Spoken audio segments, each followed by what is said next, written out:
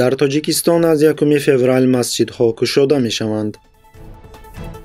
дар Тоҷикистон ба хизмати ҳарбӣ алтернатива ҷорӣ карда мешавад. хуҷанд сандуқчаи сеҳрнок барои камбизоатон. тамринҳо барои пароканда кардани эътирозгарон. ситоди ҷумҳуриявии пешгирии коронавирус дар Тоҷикистон бо риояи меъёрҳои санитарию эпидемиологӣ иҷозат додааст ки аз 1 феврал дар масҷидҳои кишвар намози дастаҷамъӣ хонда шавад. рӯзи 20 январ ситоди ҷумҳуриявӣ оид ба пешгирии коронавирус қарореро нашр кард ки дар он ба Кумитаи оид ба корҳои дин, танзими анъана ҷашну маросимҳои Тоҷикистон, Маркази исломии Тоҷикистон ва Вазорати тандурустии кишвар дастур дода шудааст вобаста ба иҷрои қарор чораҳои зарурӣ ва риояи қатъӣ дар иттиҳодияҳои динӣ ва масҷидҳо дар ибодатҳои дастаҷамъӣ қоидаҳои гигиенаи шахсӣ ва ҷамъиятӣ таъмин карда шаванд. инчунин ба зарурати риояи қатъии қоидаҳои гигиенаи шахсӣ ва ҷамъиятӣ ва ҳатмӣ пӯшидани ниқобҳои тиббӣ дар масҷидҳо алалхусус дар вақти намози ҷумъа ишора карда шудааст. масҷидҳое ки ба талаботи гигиенаи шахсӣ ва ҷамъиятӣ вобаста ба пешгирии бемориҳои сироятӣ мувофиқат намекунанд, фаъолияташон манъ карда мешавад, қайд шудааст дар иттилоияи ситоди ҷумҳуриявӣ. ёдрас мекунем ки масҷидҳо дар Тоҷикистон пас аз ҳама муассисаҳо дубора ба кор шурӯъ карданд, дар ҳоле ки онҳо бо сабаби вазъи эпидемиологӣ моҳи марти соли 2020 бинобар карантин баста шуда буданд, дар ҳоле ки бозорҳо, меҳмонхонаҳо, осоишгоҳҳо, марказҳои савдо, толорҳои зебоӣ, сартарошхонаҳо, ошхонаҳо, қаҳвахонаву тарабхонаҳо, фитнес-клубҳо ва маҷмӯъаҳои варзишӣ аз 15 июни соли 2020 фаъолият доранд. дар ҳамин зимн кумита бозам нозирон дар маҳалҳо дар тӯли тамоми давраи карантин нофаҳмии фарқияти муносибати мақомот ба масҷидҳо ва дигар муассисаҳои давлатиро қайд карданд.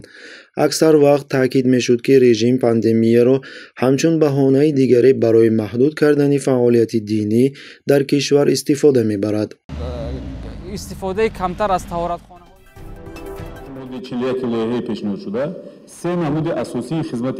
рустами шомурод, собиқ вазири адлияи Тоҷикистон ва ҳамакнун вакили маҷлиси намояндагон пешниҳод кард ки барои шахсоне ки аз адои хизмати ҳарбӣ саркашӣ мекунанд, намуди алтернативии хизмати ҳарбӣ ҷорӣ карда шавад. қонун тартиби нави хизмати ҳарбиро пешбинӣ мекунад. дар ҳоли ҳозир шумораи шаҳрвандони дар захира буда, ҳар сол бо сабаби маҳдудияти синну соли эҳтиётӣ дар сафи нерӯҳои мусаллаҳи кишвар коҳиш меёбанд. ин чораҳо шумораи захираро аз ҳисоби ҷавонон зиёд мекунад ва мушкилоти дур шудан аз ҳуқуқҳои конститутсионии шаҳрвандони кишварро бартараф месозад, гуфта шудааст дар паём. матни ислоҳот дар сомонаи парлумон нашр шудааст. ба гуфтаи муаллифи лоиҳаи қонун, ҷавонмардоне аз 18 то 27 сола метавонанд бо пардохти боҷи давлатӣ хизмати артишро харидорӣ кунанд. ҳаҷми боҷи давлатӣ дар вақти интишори лоиҳаи қонун то ҳол маълум нест. бояд қайд кард ки мушкили норасоии сафи қувваҳои мусаллаҳи Тоҷикистон тақрибан 30 сол боз вуҷуд дорад.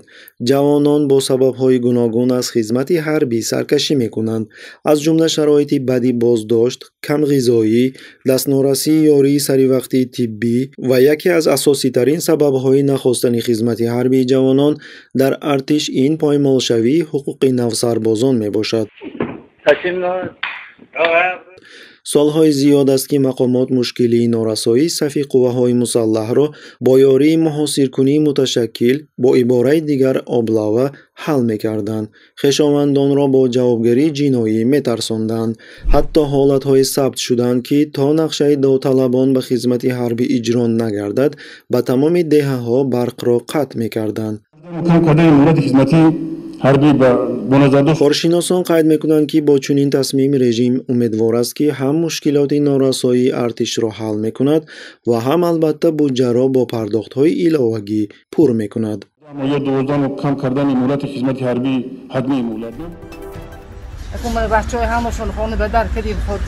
یک جفتی آیله‌داری نفقه‌خواران در مرکز خوجند صندوقی نصب کردند که در آن هر روز برای همه نیازمندان نانی رایگان گذاشته می شود. می نویسد رادیوی آزادی. رحمت الله غیاسه و همسرش بیساجیده می گویند آنها فرزندانی را تربیت کردند که خانه و عائله خود را دارند و اکنون می توانند نفقه خود را به نیازمندان تقسیم کنند. رحمت الله 70 ساله و بیساجیده 67 ساله می گویند که تا زنده بودنشان هر روز صندوق را با نان پر می کنند و ساکنان دیگر را نیز دعوت می کنند که به تشبث آنها همراه شده به قدر امکان این صندوقچه سحرناک را پر نمایند. برای جلب نمودن دیگران به این کار خیر آنها در قوطی نوشتند هر کسی که از این قوطی چیزی میگیرد قناعتمند خواهد بود و هر کسی که در اینجا چیزی میگذارد عمر دراز خواهد دید. صندوق در نزد قصر جوانان شهر خوجند در نزدیکی دکانهای فروش نان گذاشته شده است. شکر پروردگار خداش اثر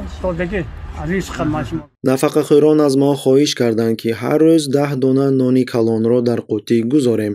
برای این آنها پیشکی پول می‌دهند و بعضی ها الکی درباره این قوطی معلومات دارند و نانها را از آن می‌گیرند. اینچنین ما آنهایی را که از این عمل خبر ندارند به آنجا برده به آنها 1 یا 2 نانی رایگان می‌دهیم، گفت نانفروش.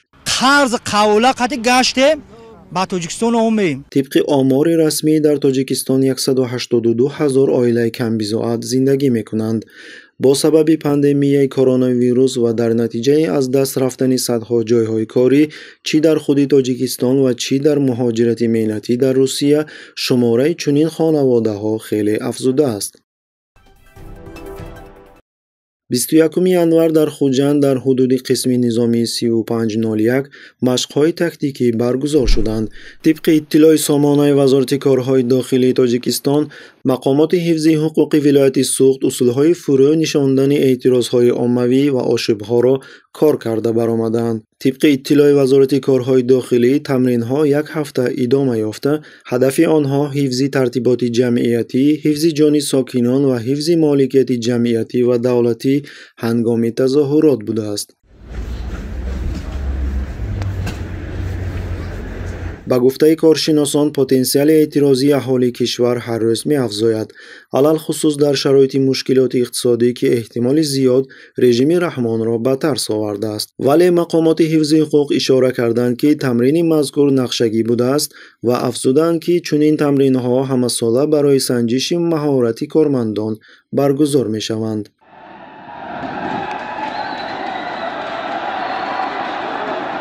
یادرس میکنیم که مقامات حفظی حقوق تاجیکستان چنین چاره‌بینی‌ها را در نیمه ماه می سال 2018 در دوشنبه پس از گردی همایی‌های اعتراضی که در ارمنستان آغاز یافتند و در نتیجه حکومت این کشور عوض شده است برگزار کردند. اینچنین در ماه اکتبر سال 2014 رژیم رحمان در رابطه با گزارش‌ها درباره گردهمایی‌های غیرقانونی مخالفین در پایتخت در دوشنبه و یک قطار شهرهای کلان کشور چاره‌های بی‌سابقه امنیتی اندیشیده شده بود.